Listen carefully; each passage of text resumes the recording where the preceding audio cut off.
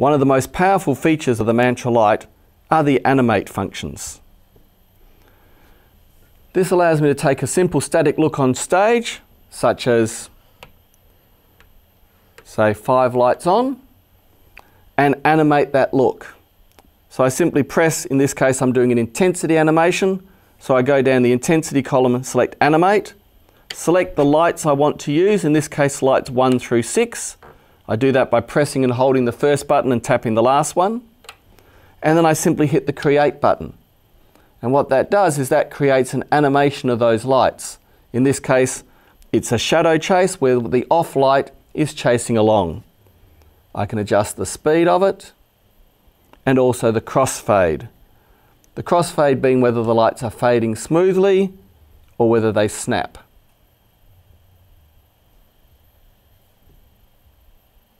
And you can have any combination of speed or crossfade, including half fade, half snap. You can also change the direction to run it in reverse. And you can also do center in and center out type effects. The latter work better if we have a symmetrical pattern. This time we'll bring up lights 1 and 6. Again, select lights 1 through 6. So we have 6 lights selected. We hit center out and create. And we now have a symmetrical chasing pattern running. Or we can change it to center in, which means it runs in the other direction. If we don't want the animation, we can delete it. Or if we do like it, we press the record button, find an empty memory, and press record.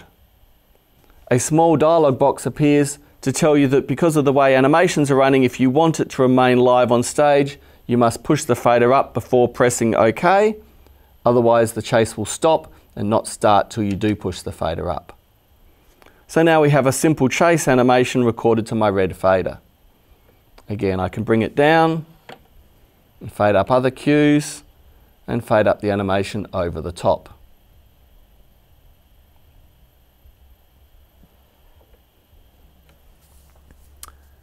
Animations also work on colours as well as movements.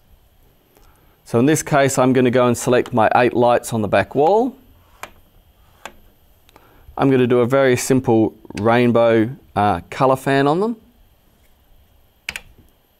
Come back to my colour animation, reselect those lights and hit create.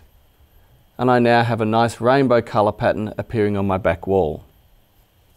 Again, I can adjust the speed, the direction, make it forward or reverse, and adjust the crossfade for smooth fading or hard snapping.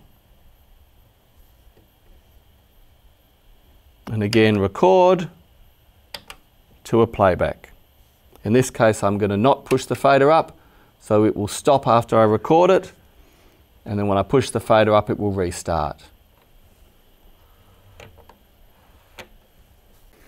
Our final type of animation might be a pan tilt.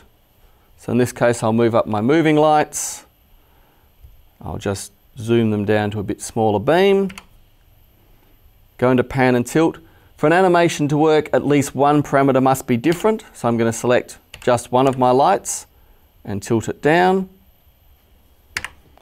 And then come back into my pan and tilt animate button, select all 4 lights, hit create, and I have a Mexican wave type effect running. I have to slow it down so the lights will work well and put a slow fade on it, and I have my animation.